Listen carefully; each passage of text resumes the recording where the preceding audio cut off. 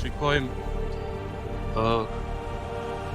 Mojsiun që thot, por Mojsiu përgjigj bijve të Gadit dhe bijve të Rubenit.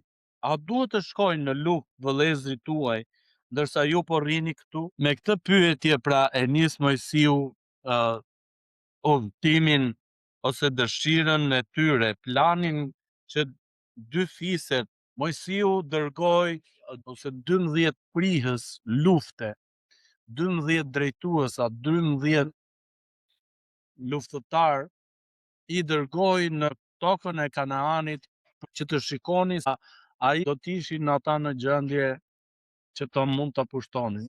Kur Mojsiut u parashtrua kjo kërkesa. Në fillim ishin 12 princa dhe vetëm 2 ishin të gatshëm që të shkonin dhe të luftonin kundra, pra që ta merrnin tokën e Kanaanit.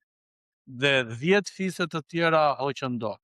Pra ishte një komb, ishte goxha komb i madh, edhe për shkak të mosbesimit të tyre, për shkak të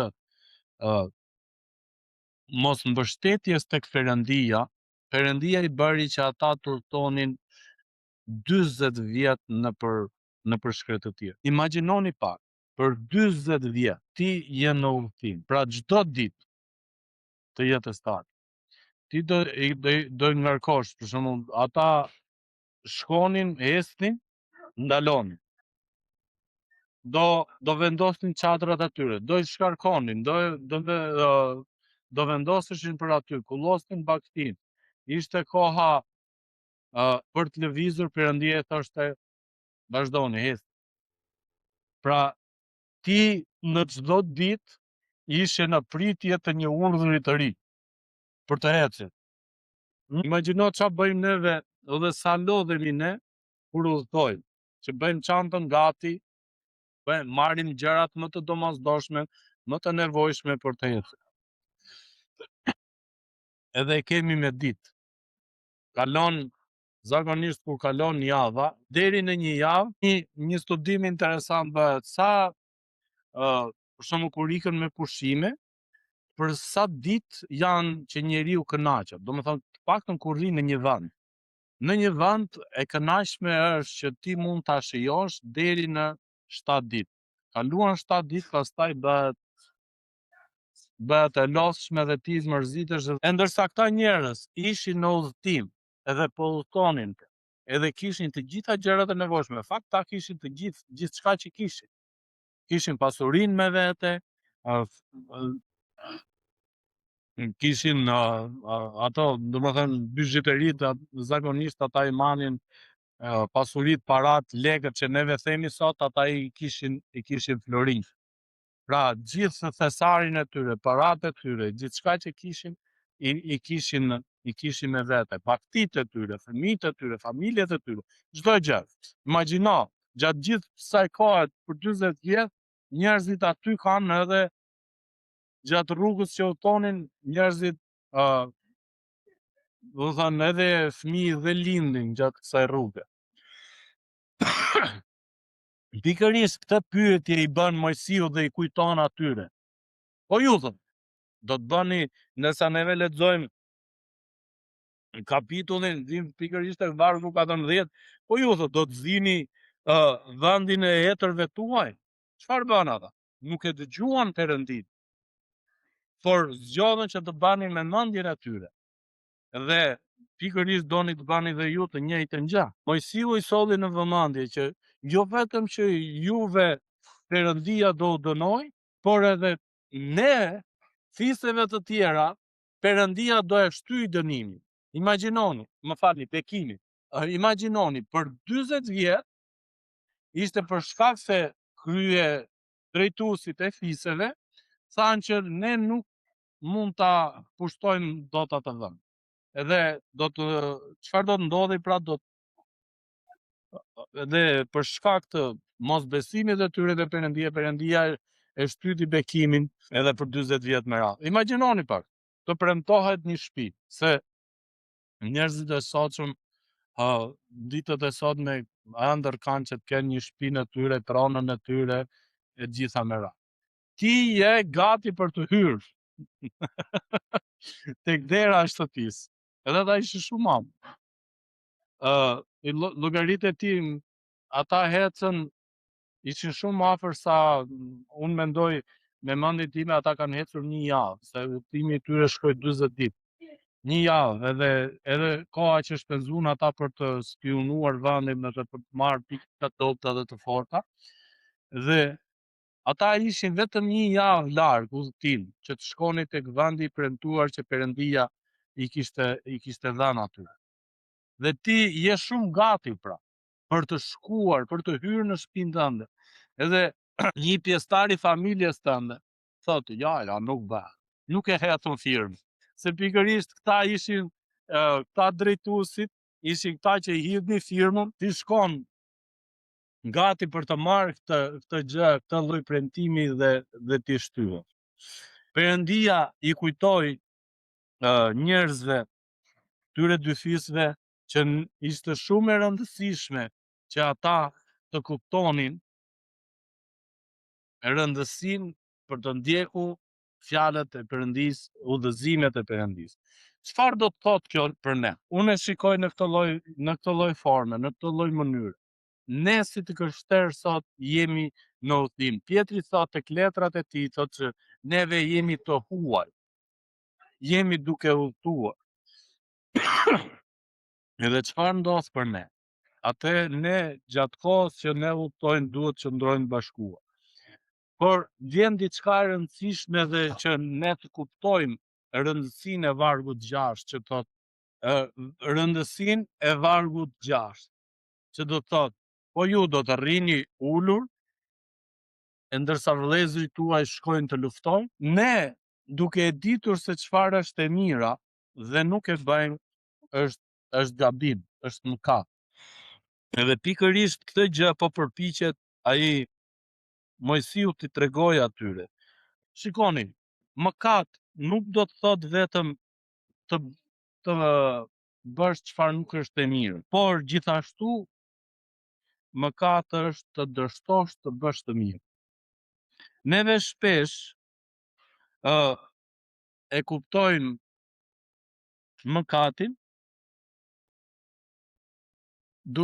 për atë që kur dikush bën një gjë të keqe. Por është shumë e rëndësishme edhe dështimi, pra duke mos bërë gjën e mirë. Cila është gjëja e mirë? Dhe kjo lind pyetja. Neve gjithmonë pra shqetësohemi të pikërisht për gjën e parë, duke analizuar edhe veten tonë, por edhe të tjerët duke i gjykuar kur bëjnë gjën e keqe, kur bëjnë gjën gabim, themi e bëri gabim, është në mëkat. Edhe për veten tonë. Por është shumë e rëndësishme, mase nuk është e rëndësishme për ne, por në sytë e Perëndisë është shumë e rëndësishme. Jakobi e thotë, të dish se çfarë është e mira dhe nuk e bën, ke bërë mëkat. Pra, në momentin që ti e di se çfarë është e mira dhe nuk e bën, ti po kryen mëkat. Përsëri unë ngre pyetjen, kush është e mira për ne sot? Cila është e mira që neve po qëndrojmë pezull edhe nuk po e bëjmë?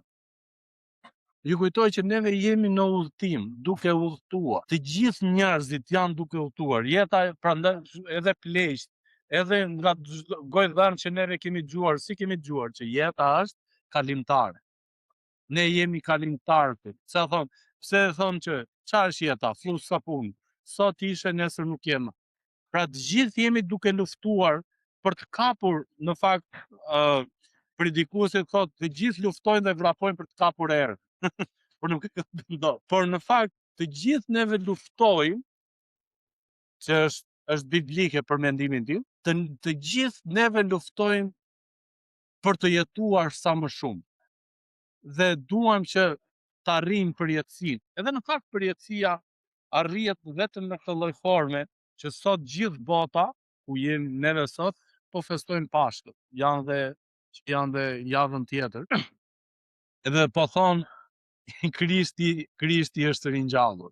Tani cila është e mira që neve shpesh herë tentojmë të bjem ose ta lëm pezull, ose mos ta bëjmë duke anashkaluar, duke thënë që është detyra detyra e dikujt tjetër. Nuk e di po e merrni përgjigjen apo jo, vetëm me informacionin që po ju jap.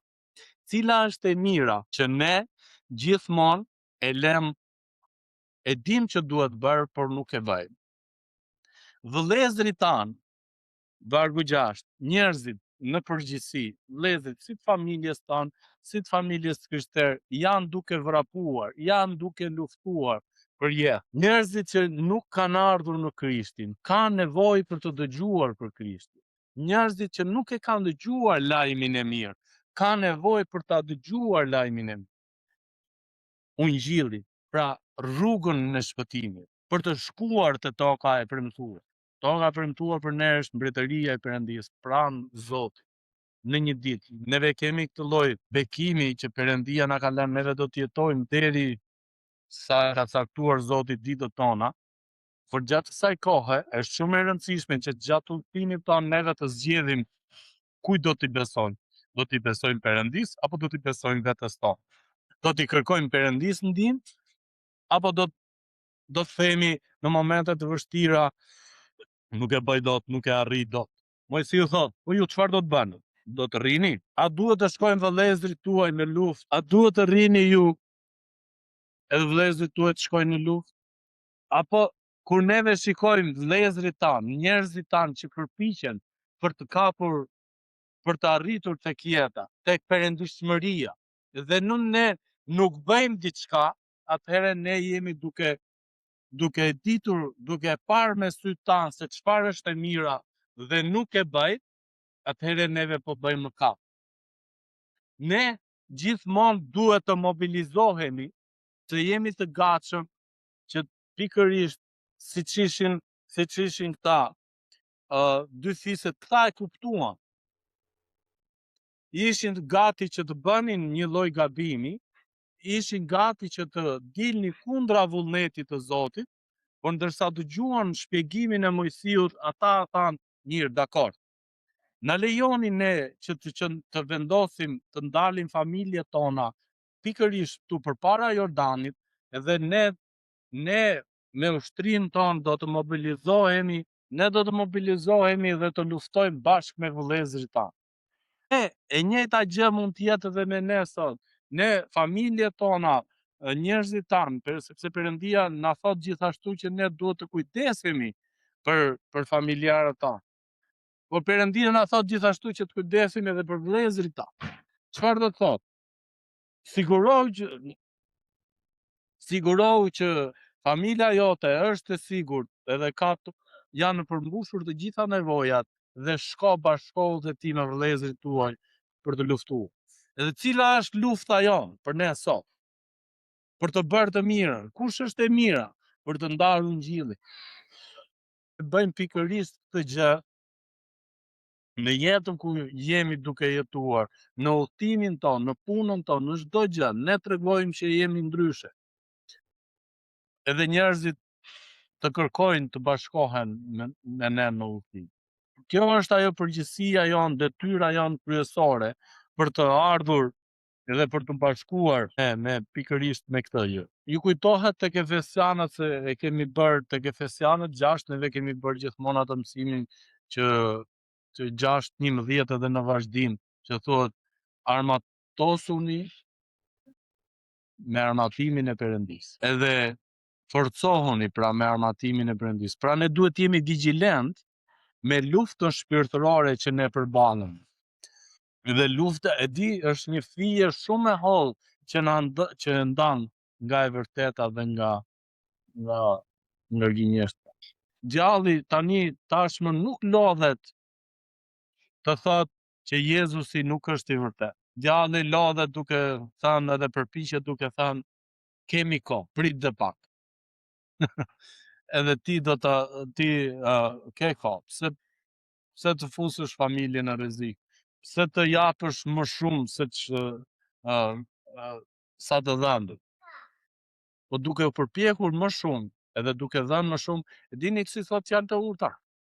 Janë të urta thuhet, në qoftë se ti ndihmon të varfrin, me të holla, me ushqime, ti thot po i jep borxh Perëndisë. Me pak fjalë po i jep kredi Perëndisë që e merr me interes.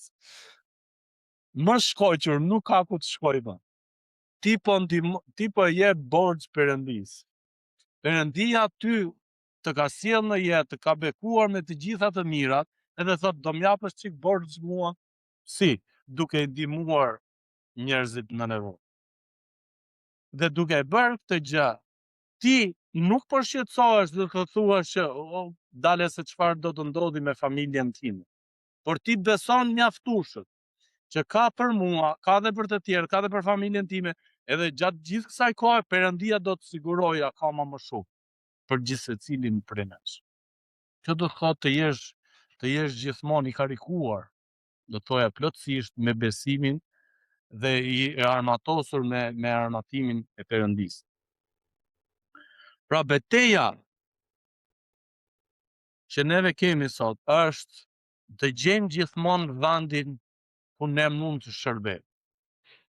Mund të jetë diçka shumë e thjeshtë, që neve si kish përpiqemi që të bëjmë në çdo kohë. Shpërndarja, ku ta di unë, e rrobave, shpërndarja e manderinave, shpërndarja e ushqimeve, e gjërave, çdo lloj mundësie. Gjithsecili prej nesh, në radhë të parë, dhe kjo është biblike, duhet të shikoj vendin se si të shërbej. Perëndia thot gjithashtu për gjithë ata që punojnë edhe ofrojnë shërbesën e tyre, thot që neve kemi si fjalë të urtë, thuhet në Bibël, mos ja lidh kaut, mos ja bllokon kaut gojën që shin në lëm. Pra ndërsa ai shin, ndërsa ai punon, ai dhe do të haj, ai dhe do të ushqej. E njëjta gjë, ndodh për të gjithë ata që i shërbejnë Zotit, ose që kërkojnë të shërbejnë Zotit. Perëndia siguron. Desha që ta mbyll këtë mësim së bashku me pyetjen: a besojmë neve mjaftueshëm që Perëndia ju siguron?